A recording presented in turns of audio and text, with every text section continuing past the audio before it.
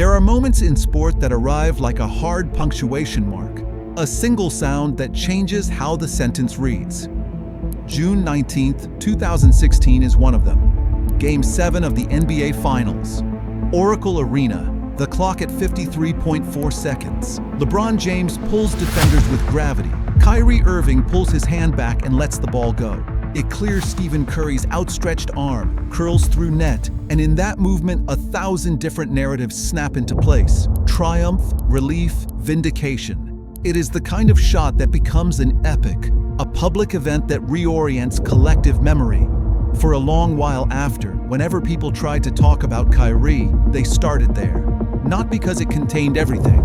It didn't. But because it was a precise, undeniable fact. He hit the shot that mattered most. Start with that present moment, then move back, the way memory often works. Brace yourselves, fall for the moment. The world holds its breath. Now, unleash the legend. The pivot is instantaneous, but the story that intersects with that shot is not linear. It is a knotted cable of talent, personality, timing, and choice. If you ask for a single-thread narrative, genius becomes fame, becomes glory, you miss the rest. If you ask for a tidy moral, you will be disappointed. What follows is a careful accounting, dates, numbers, decisions, and the small technical things that explain the machine behind a highlight. This is the story of Kyrie Andrew Irving. The arc that began in Melbourne with childhood moves, that announced itself in 2011 with a first overall pick that touched the absolute apex in 2016, and that has since been a series of redefinitions, on-court brilliance and off-court complications, each as real and consequential as the other. Kyrie was born March 23, 1992 in Melbourne, Australia. His father, Drederick Irving, played professional basketball and raised Kyrie in a transnational basketball household, exposure to a global mix of movement. They later settled in West Orange, New Jersey, where Kyrie's game found a specific texture. He attended St. Patrick High School in Elizabeth and then CAA, Montclair Kimberly Academy. And by the time he reached Duke University, his handle and finishing instinct had already marked him as an outlier. One season at Duke, the 2010-11 college year, was enough for him to declare. The Cleveland Cavaliers selected him with the number 1 overall pick in the 2011 NBA Draft. To be first pick is to be given an initial script. How a player rewrites it is another matter. Rookie year, 2011-12, Kyrie averaged 18.5 points per game, 5.4 assists, and shot efficiently from the field despite the adjustment to NBA speed. He won Rookie of the Year in 2012. Those are not just numbers. They are the first evidence that a handle that looked otherworldly in college could translate to the professional dimensions. The first step, literally and figuratively, was credible. Over the next 4 seasons, his development was both steady and explosive. The 2014-15 and 2015-16 seasons are the key run-up to the finals moment. In 2014-15, he averaged 21.7 points. In 2015-16, 19.6 points per game, but with playoff moments that mattered more than seasonal averages. He was not merely a scorer. He carried an uncanny ability to create space and finish in traffic, a craft that pressed opponents into reaction rather than design. The championship arc intersects with LeBron James' return to Cleveland in summer 2014. The pairing of LeBron and Kyrie, a generational star and a younger, preternaturally skilled point guard, rearranged the equilibrium of the Eastern Conference. They reached the finals in 2015 and again in 2016. The 2016 finals was the apex. Cleveland down 3-1 to Golden State, improbable comeback, and then Game 7. Kyrie's three-pointer with 53.4 seconds left pushed Cleveland ahead 92-89 and, along with LeBron's defensive block on Andre Iguodala, sealed the franchise's first NBA title in 52 years. Individually, Kyrie scored 26 points in that game, and his finals performance sits as a permanent, unarguable node in his career. It is the kind of contribution that resists reductive statistics. It is the kind that becomes the first referent when public memory composes a hero. If that shot is the initial anchor, the subsequent years are a study in the friction between personal agency and organizational expectation. In 2017, Kyrie requested a trade from Cleveland. On August 22, 2017, the Cavaliers traded him to the Boston Celtics in a blockbuster three-team deal that included Isaiah Thomas and Jay Crowder moving to Cleveland. The trade was not merely a roster shuffle, it was the manifestation of a deeper truth. A top-tier athlete can be both needed and incompatible with the structures around him. The reasons for his trade request were multiple and public enough to be recorded. Desire for a primary ball-handling role, creative differences, and a complicated chemistry with team dynamics. The choice reoriented his career, from the narrative of a hometown savior to a wandering genius in search of context. In Boston, Kyrie delivered at a high level. 2017-18, he averaged 25.2 points, but his time there was complicated by injuries and ultimately by a decision in the summer of 2019. On July 7, 2019, Kyrie signed a 4-year, $136.4 million maximum contract with the Brooklyn Nets. The move to Brooklyn reunited him in a modern sense with star co-investment. Kevin Durant would later sign with the Nets, and together they promised a new era of contenders. But the Nets project, like any multi-star venture, required delicate chemistry and availability. In the 2019-20 season, Kyrie's play was interrupted by ankle injuries.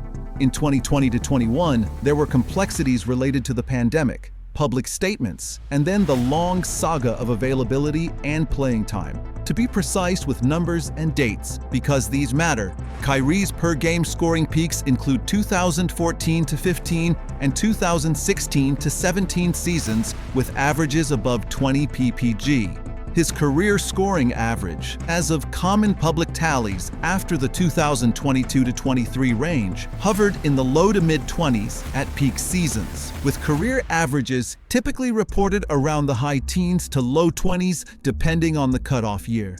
Those aggregates compress volatility. Streaks of elite play are interleaved with injuries and absences.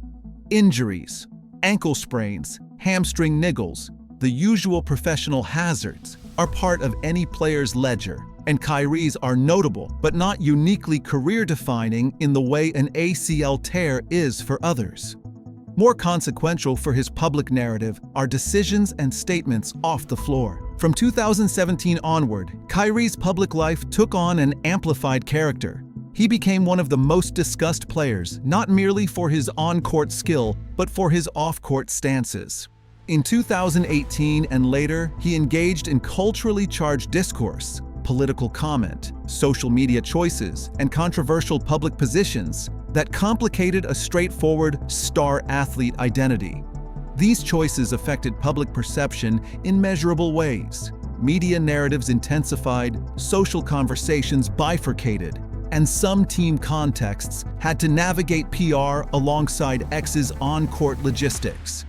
It is not enough to treat these events as peripheral.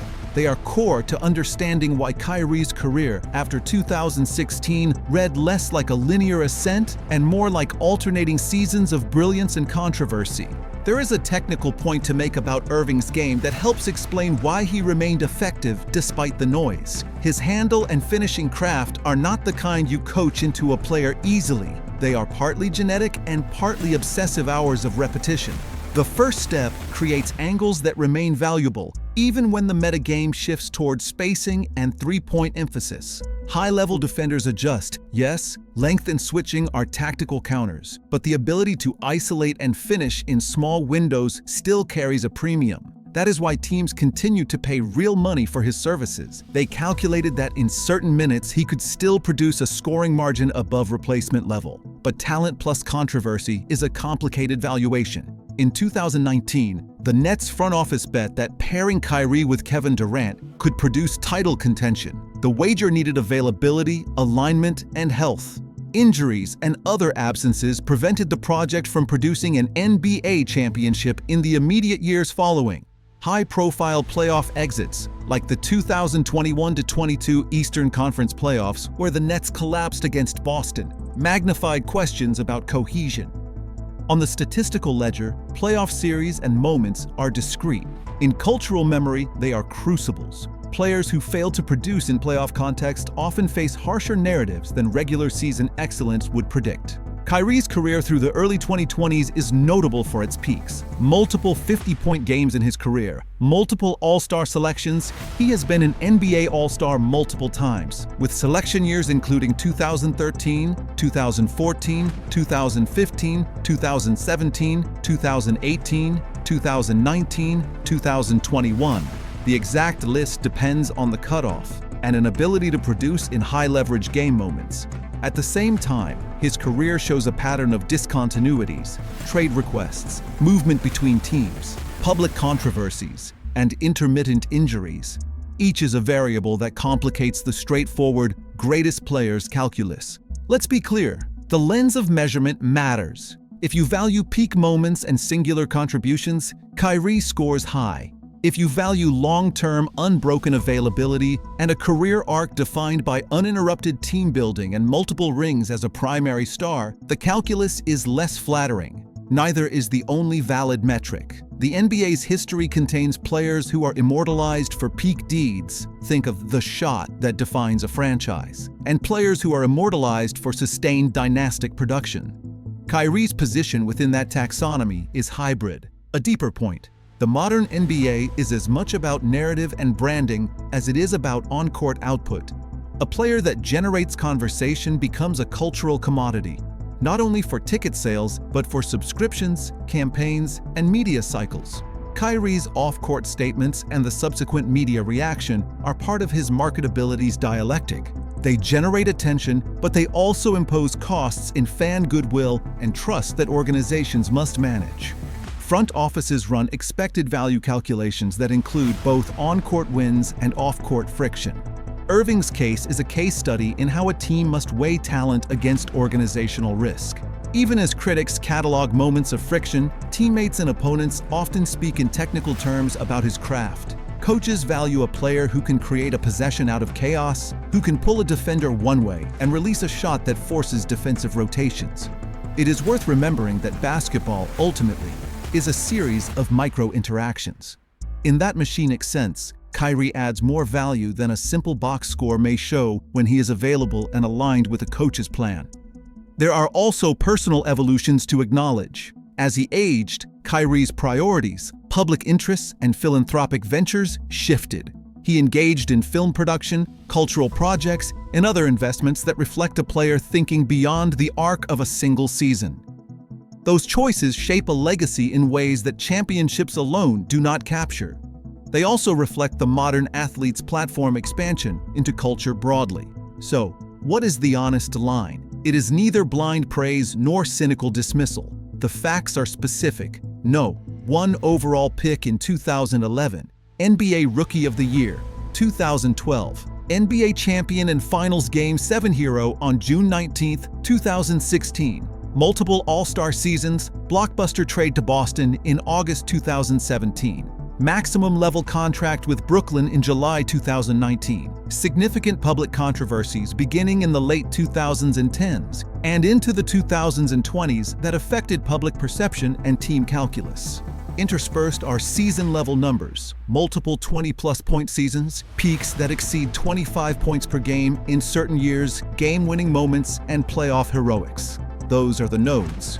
But the interpretive frame is what gives the nodes meaning. To some fans, Kyrie is the archetype of skilled brilliance made human, a player who can make the impossible look routine. To others, he is the figure whose off-court stands complicate a simpler sports narrative. Both readings are true insofar as they describe different parts of the same human practice. The lesson for evaluators is to hold complexity. A career can contain legend and dissonance at once.